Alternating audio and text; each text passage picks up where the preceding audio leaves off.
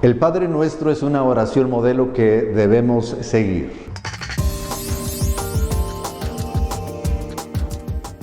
Dios les bendiga, bienvenidos a este momento donde cada semana compartimos la palabra de Dios. Gracias por estar ahí en su grupo familiar. Confiamos que el tema de esta ocasión será de grande bendición. Si usted no se ha suscrito todavía a nuestro canal del Centro Mundial de Oración, le invitamos para que lo haga. Hágale clic al icono de suscripción y también a la campanita para que usted pueda estar recibiendo notificaciones cuando subamos algún video o estemos transmitiendo también en vivo. Esto en lo que es en YouTube y también en Facebook también. Así que le invitamos para que lo haga. Voy a estar leyendo allá en el Evangelio de Mateo, capítulo 6, versículo 9 al 13, y leo de la Nueva Traducción Viviente. Y la palabra de Dios nos dice de la siguiente manera. Ora de la siguiente manera: Padre nuestro que estás en el cielo, que sea siempre santo tu nombre, que tu reino venga pronto, que se cumpla tu voluntad en la tierra como se cumple en el cielo.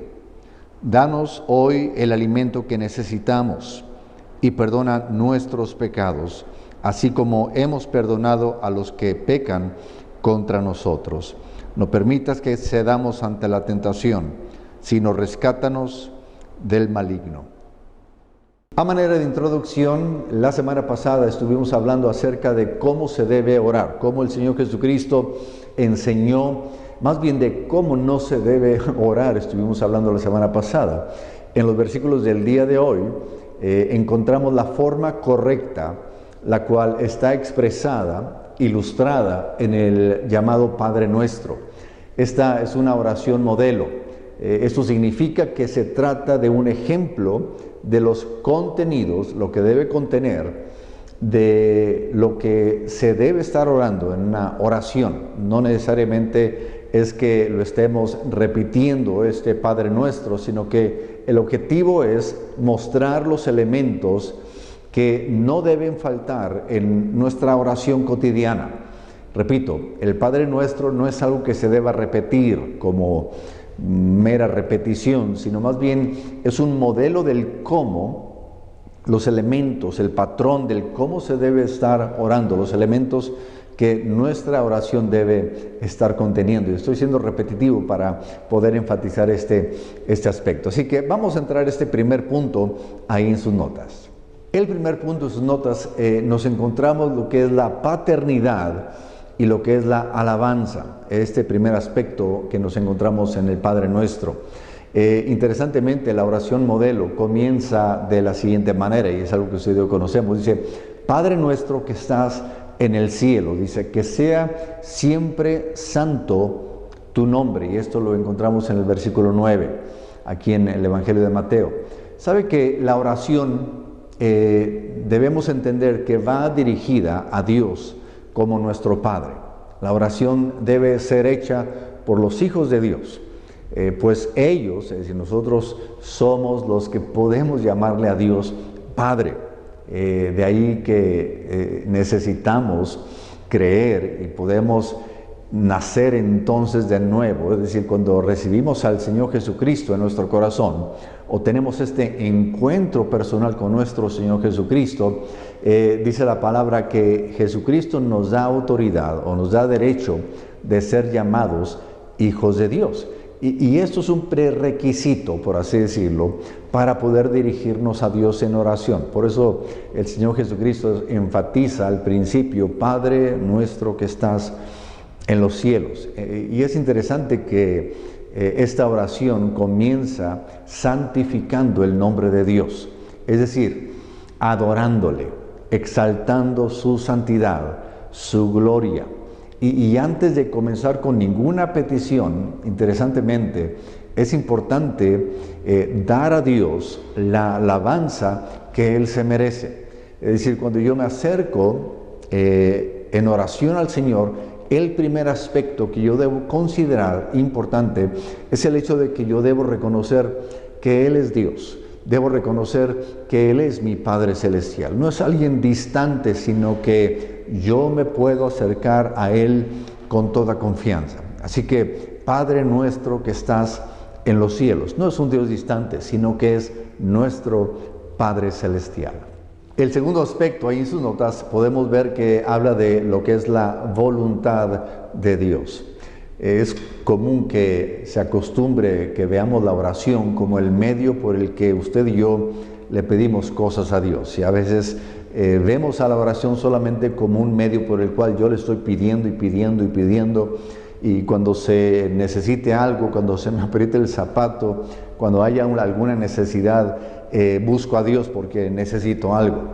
Pero la realidad es que el Padre Nuestro enseña que lo que es primero, en lo que debemos estar orando, se debe atender a los intereses de Dios. Dice la palabra ahí en el versículo 10, que tu reino venga pronto. Usted puede ver ahí en sus notas en la Nueva Traducción Viviente. Dice que se cumpla tu voluntad en la tierra como se cumple en el cielo. Es decir, el reino de Dios es el plan que Él tiene para la humanidad y su creación. Es decir, lo más cercano que define al reino de Dios es que se trata de su voluntad siendo hecha en la tierra. Eso es bien importante. Es decir, la oración debe enfocarse en ese propósito de Dios, antes que en las necesidades propias, personales. Es decir, al orar para que la voluntad de Dios sea hecha en la tierra, los cristianos se ven motivados a esforzarse, a trabajar para que esa voluntad de Dios sea realizada en todas las cosas que usted y yo estemos haciendo. Es bien importante este aspecto y quiero enfatizar en esto. El hecho de la oración, la motivación de la oración es que lo que Dios anhela en el cielo, esa debe de ser nuestra motivación para que lo que está en el cielo, es decir, que la voluntad de Dios en el cielo, sea hecha aquí en la tierra. Esto me lleva a la siguiente declaración. La oración no se trata de lo que yo quiero. La oración no se basa, no se centra en lo que yo necesito, sino que más bien se centra en que yo le estoy pidiendo a Dios de que su voluntad sea hecha aquí en la tierra como en los cielos. El tercer aspecto habla de las necesidades materiales. Es decir, después de pedir porque los intereses de Dios lleguen aquí a la tierra, llega el momento ahora de ver las necesidades propias, las necesidades personales. Ahí en el versículo 11 dice, danos hoy el alimento que necesitamos. Es decir, no hay nada de malo en pedir por cosas materiales. Dios sabe que tenemos necesidad del alimento y de muchas otras cosas. Y quiero que notemos bien que las necesidades materiales, es interesante en esta oración, que están antes que las espirituales, lo cual es una enseñanza de que no hay nada de malo con que le pidamos las cosas que necesitamos. Es decir, se debe pedir el pan de cada día. Y el Dios que nos sustenta el día de hoy también va a estar mañana y pasado mañana también. Es decir, no es necesario pedir para el pan de todo el mes o para toda la semana. Es decir, es interesante que la necesidad que aquí el Señor Jesucristo en la oración, la necesidad humana presenta a Dios la necesidad diaria, es decir, lo que hoy necesito. Y esto me lleva a pensar de que la oración debe de ser algo cotidiano. Es decir, aquí presupone el Señor Jesucristo que mañana voy a orar, que pasado mañana voy a orar, que la siguiente semana, cada día, voy a tener un tiempo en la presencia de Dios para pedir lo que necesito ese día. Es lo que se presupone en esta oración. Es decir, la fe y la oración deben ejercitarse cada día. Y obviamente entendemos de que Dios tiene cuidado por muchos días, pero es importante que usted y yo notemos este aspecto de la oración. Es decir, mi necesidad debe de ser presentada a Dios cada día. No es decir, pues yo lo pedí el mes pasado, pues Dios ya sabe como quiera. No, es interesante que aquí el Señor Jesucristo enfatiza de que el pan de hoy, dánoslo. Y mañana oremos, pasado mañana presentémonos también al Señor. El cuarto aspecto tiene que ver con el perdón de los pecados. Sabe que después de las necesidades materiales vienen también las necesidades espirituales, como decíamos hace un momento. Ahí en el versículo 12 dice, y perdónanos nuestros pecados, así como hemos perdonado a los que pecan contra nosotros. Sabe que el perdón de los pecados se recibe por medio de la sangre del Hijo de Dios, es decir, Jesucristo. Para tener el perdón de lo que se le debe a Dios, se hace necesario recibir a Jesús como nuestro Salvador. El arrepentimiento es el camino correcto para que las deudas con Dios sean canceladas. Pero eso tiene mucha relación con perdonar a quienes nos han hecho mal. Es decir, Jesucristo hace esta relación entre que Dios me perdona, así como yo perdono. Y es interesante eso, dice, nadie puede tener verdadera comunión con Dios si no la tiene con todos los demás, quienes te rodean. Es decir, para ser perdonados hay que también saber perdonar. No es nomás esperar de que Dios me perdone y vivir de una manera desenfrenada, sino que este perdón que yo recibo de parte de Dios me motiva a yo también perdonar a aquellos que me han ofendido. Y eso es parte fundamental de lo que es la oración del Padre Nuestro. El quinto y último aspecto es ser librados del mal. Aquí en las notas al parecer le pusieron del mar, pero no, es del mal. No es que sea malo que nos vayamos al mar, sino que aquí, disculpen ahí el error de dedo, es ser librados del mal, es decir, de lo malo. La oración termina con esta solicitud para ser librados de lo malo. Es decir, no permitas, dice la palabra de Dios, versículo 13, no permitas que cedamos ante la tentación, sino rescátanos del maligno.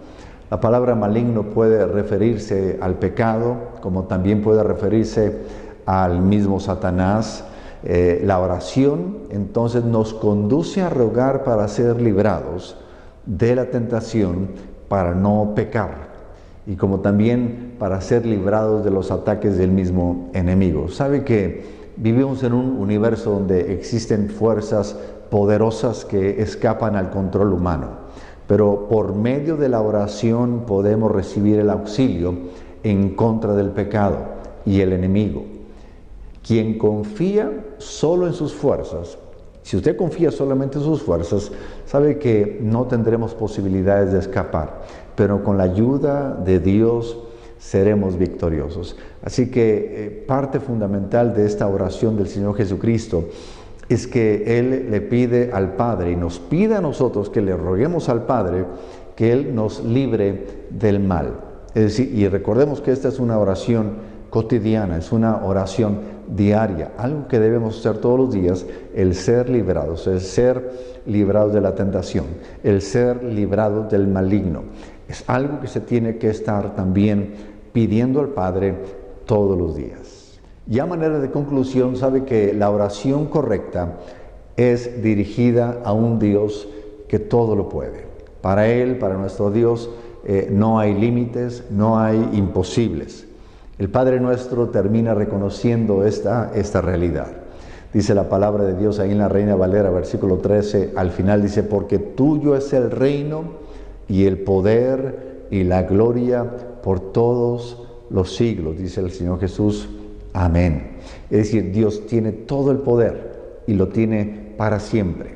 Él es nuestro refugio, Él es el refugio del necesitado y quien atiende las oraciones de sus hijos. Es decir, Él está presto a nuestras oraciones. De ahí que la importancia de experimentar una verdadera conversión. Y esta verdadera conversión viene dada cuando usted y yo nos arrepentimos, cuando venimos a los pies del Señor Jesucristo y decidimos seguir como Señor a nuestro Dios cada día.